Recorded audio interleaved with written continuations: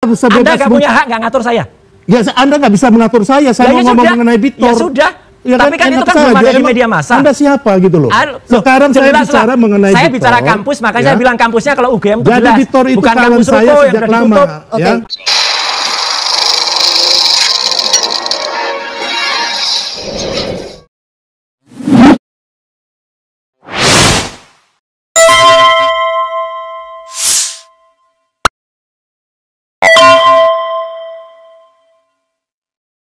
Assalamualaikum warahmatullahi wabarakatuh. Kita belajar cara Royce Rio dan Rismon Sianipar dengan cara inteleknya menghabisi Projo. Kenapa kita katakan menghabisi Projo? Ya, yang dipermasalahkan ijazahnya Jokowi, bukan pengacara, bukan family, bukan siapa-siapa, tiba-tiba membela membabi buta tanpa pengetahuan yang cukup. Sementara Royce Rio dan Rismon Sianipar ini adalah orang-orang berpendidikan, ijazahnya asli, kan begitu. Kita belajar gimana caranya orang-orang seperti Royce Rio dan Rismon Sianipar menghabisi. Di sini kita lihat satu orang yang tidak muncul lagi dari Projo. Siapa itu? Sylvester Stallone. Stallone, bukan Sylvester. Kan sekarang nggak nampak lagi. Karena begini sepertinya Projo ini kalau salah satu sudah kalah, ditarik lagi dia masuk pemain cadangan. Tapi kalau kita lihat pemain cadangan itu akan dihabisi juga oleh Rismon Sianipar dan Royce Rio. Seperti hilangnya di telan bumi Sylvester Stallone. Stallone lagi. Kan kita lihat nggak muncul-muncul lagi. Tapi kenapa dia kok malu sekali kan? Rupanya ini yang terjadi, kawan-kawan. Oh gitu. Ya iyalah, sekolah Ruko, kuliah Ruko hasilnya kayak gini pendapatnya, omongnya itu loh. Memang ada pepatah, kalau kita berteman dengan orang jualan parfum, paling tidak kita harum dibuatnya. Terikut-ikut kan? Tapi kalau kita bekerja di mobil tai, mobil sedot tai, sedot WC, minimal kita juga kena semprot tai-nya kan? Baik, bukan kampus Ruko yang udah ditutup. Saya S2, kamu nggak usah ngomong. S2-nya mana? S2-nya mana? Sudah diperpanjang sekarang. Oke, S1-nya mana? Kampusnya udah ditutup kan? Baik. Tapi saya udah ditutup. Yang jelas dibelanya orang yang dituduh atau dicurigai oleh Royce Rio dan Rismon Sianipar mempunyai ijazah palsu. Apakah mereka ini satu geng? Itu si Sylvester, ya, lulusan Universitas Ruko 3 lantai yang sudah ditutup oleh Dikti, ya kan? Kita tidak perlu sebutkan universitasnya, nanti tambah balu dia. Dan para Projo yang baru setelah Sylvester ditarik oleh pelatihnya, muncul yang baru, tapi sudah mulai pula sinyalnya Rismon mau menghabisi dengan cara menghabisi Sylvester. Karena bisa jadi Rismon berpandangan bahwa ini gengnya sama. Jangan-jangan sama-sama mempunyai ijazah palsu, kan begitu? Kenapa? Anda pernah nggak melihat atau memegang dokumen apapun terkait Joko Widodo? Proses jadi begini. Nah, di sini Rismon mulainya apa? Karena dia dikatakan tak pernah memegang ijazah aslinya Jokowi. Dia tanya kepada Projo ini, pernahkah memegang dokumen? Ijazah nggak boleh dipegang-pegang, dokumennya itu apa? Skripsinya Jokowi. Rismon setelah pegang dan meneliti, skripsi itu palsu. Nah, kira-kira begitu, nggak sah. Nah, ini mulai tahap 1, penghabisan, penyerangan telak oleh Rismon Sianipar. Saya meyakinkan Anda itu siapa dalam kasus ini? Ya, kamu yang harus nyalahin UGM. Anda siapa? Saya alumni UGM. Oke, Bapak. Yang ditanyakan Rismon itu, Anda siapa itu? Di mana letak legal standingnya si Projo ini? Katanya dia Sekretaris Jenderal Peradi. Tidak ada urusan Peradi. Seharusnya yang berbicara itu adalah pengacara Jokowi. Tidak ada urusan apa-apa. Dia juga yang mengadukan Rismon.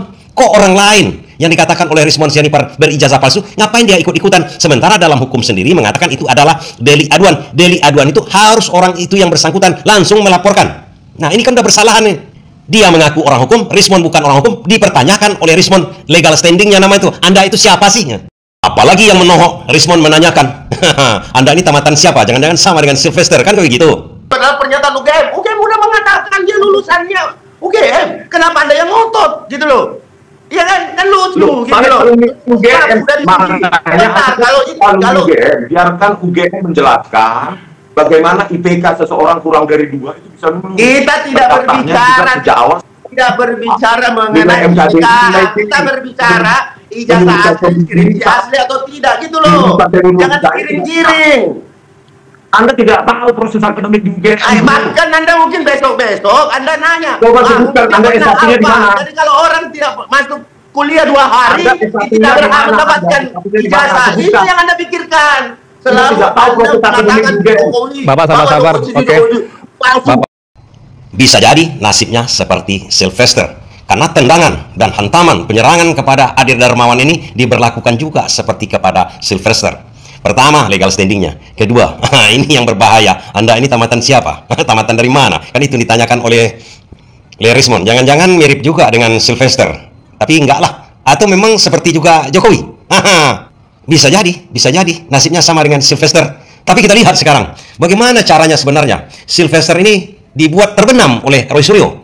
Anda nggak usah ngatur ya. Nggak, itu saya bicara mengenai kalau Victor itu sudah ada di media massa, ya, bisa Victor dipercaya. itu Kalau kawan ini kan baru saya. omong-omong. Victor itu kawan saya, Mas Roy. Anda nggak usah ngatur. Ya, biar saya Anda bicara. nggak ngatur saya. Saya bicara sebebas Anda nggak punya hak nggak ngatur saya.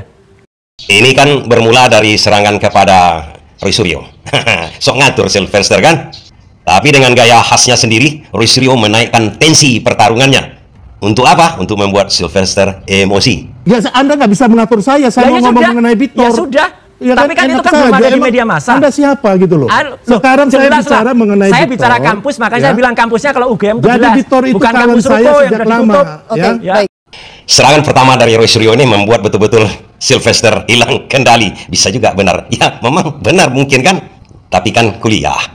Bukan kampus Ruko yang sudah ditutup. Saya S2, kamu nggak usah ngomong. S2-nya mana? S2-nya mana? Layak. S1-nya mana? Mas Roy, kampusnya udah ditutup kan? Baik. Tapi saya kan lulus asli. Emang kenapa? Baik. Atau barangkali cara ketawanya Roy Suryo ini, memang kadang-kadang Roy Suryo ini nambah di gasnya ketawanya kan. Sylvester tambah emosi. Ngomong pribadi. Oke, kita tidak masuk ke pribadi. Roy. Lah makanya kamu juga jangan kau ngambil panci-panci di mana? Kau ngambil panci. Itu Bang, itu udah ada kudet. Ya, kurang update. kau ngambil panci-panci 2 truk bawa ke rumah kamu di Jogja. Bapak, kita ingin diskusinya lebih mencerahkan. Ini bodoh banget ini. Orang ini kudet. Mas Roy mohon dijaga kata-kata. Ada bawa panci. Enggak ada itu. Udah ada putusan pengadilan. Udah ada putusan pengadilan dan saya menang. Oke, baik. Tunggu dulu. Oke. Kau yang bodoh. Bapak. Oke. Enggak kondusif, saya harus jeda. Kami akan kembali sesaat lagi di Prime News. Tetap bersama kami. Itu ada putusan pengadilannya. Tapi yang jelas setelah acara tersebut nampaknya Sylvester tak muncul lagi di publik. Inilah yang kita maksudkan dengan ditariknya, menjadikan Sylvester pemain cadangan lagi. Masuklah pemain-pemain baru, lebih ampuh cara Roy Suryo daripada cara Rocky Gerung yang sampai mau berantem kemarin kan. Apa yang bisa kita pelajari dari situ? Kan itu lagi ceritanya. Yang kita pelajari satu, kalau berbicara atau berdebat jangan bawa emosi. Kemudian, kalau memang argumen kita ini salah, jangan dikemukakan. Kalau argumen kita ini benar, kalau peristiwa yang kita katakan benar, dan kita berkata jujur, katakanlah sejujurnya. Pasti bisa dilihat publik.